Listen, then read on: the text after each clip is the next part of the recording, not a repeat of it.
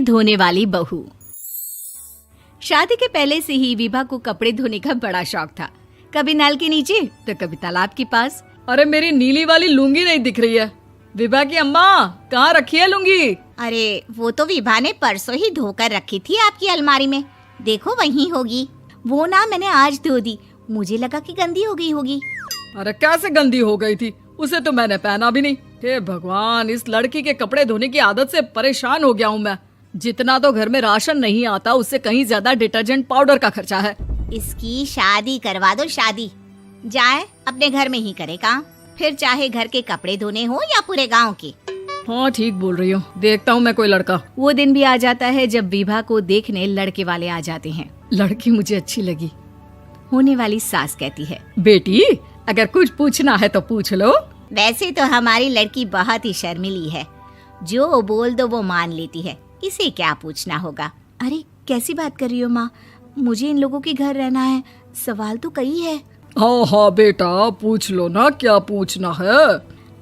आप लोगों के घर कपड़े कौन धोता है? सास का मुंह बन जाता है। देखो, अगर तुम ये कहना चाहती हो कि तुम्हें कपड़े धोने नहीं आते तो सुन लो, कपड़े मैं ही धोती हूँ, लेकिन तुम्हारे आ जाने के बाद मैं रुमाल तक नहीं धोऊंगी। अरे चुप रहना भाग्यवान, बहू बेचारी घर आई नहीं, उसे डराना शुरू कर दिया। वो क्या है ना बिटिया, अभी तक तो ये कल्लू की माँ ही धोती थी, लेकिन अब तुम्हारे पापा तो दहेज में वॉशिंग मशीन देंगे ही।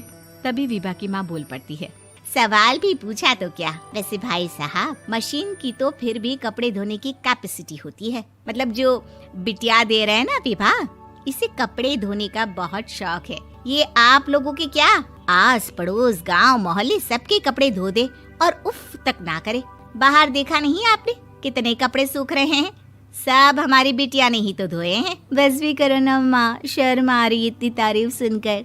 और तो और एक दाग निकाल कर दिखाओ तो मान जाओ। हाँ अच्छा, माफ करना बेटा, मैंने गलत समझा। हमें तो रिश्ता बहुत पसंद है। और ऐसे जुड़ जाता है रिश्ता कपड़े धोने का शौक रखने वाली विभा का। उसकी शादी हो जाती है कोयला फैक्ट्री में काम करने वाले कल्लू के साथ। शादी के बाद अचानक विभा चिल्लाती हुई सास के पास आती है। सासू माँ, अरे सासू माँ कहाँ है आप? ये तो धोखा है, धोखा दिया आप लोगों ने मुझे। इसे ससुर के चक्कर के बारे में पता चल गया। अरे तो उसमें तुझे क्यों धोखा मिला है? अरे नल में पानी नहीं आता, कपड़े कैसे कब धुलेंगे? अच्छा, तू पानी नहीं आ रहा उसकी बात कर रही है। तो आपने क्या सोचा? कुछ नहीं। अच्छा, तेरी माँ ने कहा था कि कपड़े धोने का शौक है तुझे, याद आया मुझे। शौक बोलकर कपड़े धोने वाले मेरे जुनून को कम ना आके सासू माँ, कपड़ा धोना मेरा गुरूर है।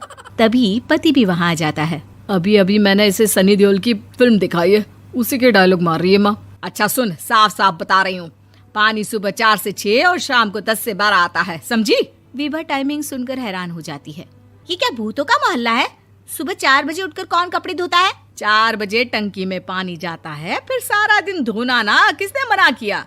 अरे कैसी बात कर रही हैं? 200 लीटर की टंकी में कितने कपड़े धो लूंगी मैं? सुबह ही उठ जाऊंगी मैं। अब क्या था, विभा सुबह 4 से लेकर रात के 12 बजे तक कपड़े ही धोती रहती। एक रोज सास पड़ोस से निकलकर कहीं जा रही होती है कि साथ वाली कहती है, हाँ कल्लू की माँ, जरा ये बताओ कि 2 साड़ी है, 2 ब्लाउज और एक पेटीकोट और एक नाड़े वाला लंबा कच्छा। हाँ तो? अरे तो क्या, कितना लोगी धुलाई ये बताओ। धोबन दिख रहे हैं हम क्या?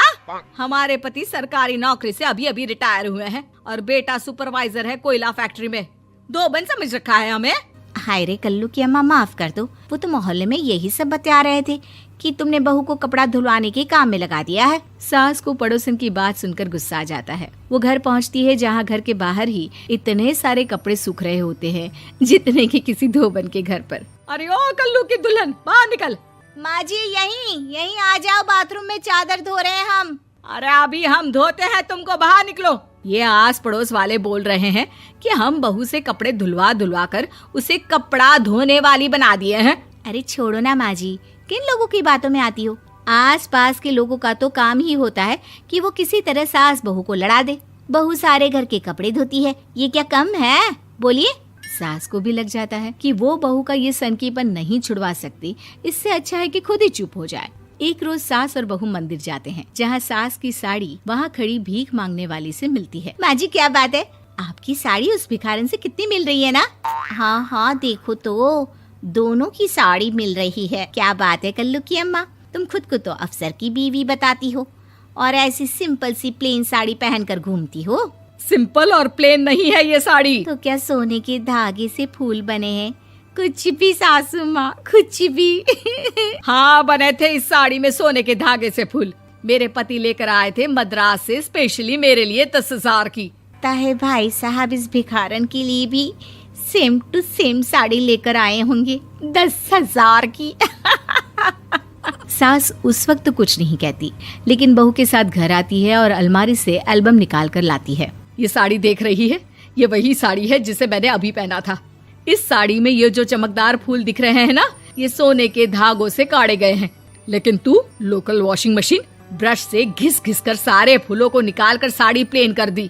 मुझे माफ कर दीजिए सासू माँ। और तो और, जब मैंने तुझे तेरी गलती के लिए कुछ नहीं कहा, लेकिन तूने तो सबके सामने मेरा मजाक ही बना दिया। क्यों? बहू को समझ में आ जाता है कि अब से उसका कपड़े धोना बंद।